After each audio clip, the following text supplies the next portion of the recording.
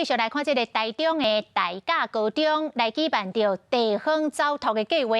带领着美工科的学生探访在地产业甲文化。最近伫个外埔图书馆来举办着成果展览会。学生咧介绍家己的创作，拢充满自信。大甲高中为了学生认捌在地产业甲文化，办理走读计划，并且将走读的风景结合伫作品内面。 我们认为教育是不能离开生活，所以呢，我们老师也都非常的认真，能够让我们的学生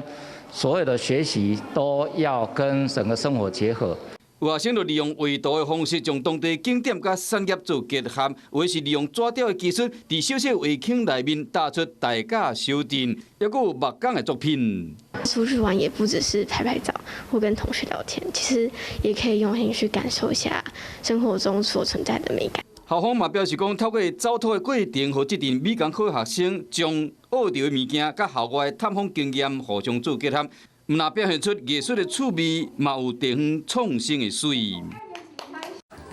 华视新闻看起来，赶快订阅我们的华视新闻 YouTube 频道，欢迎按赞、订阅、开启小铃铛，最新最及时的资讯要提供给你。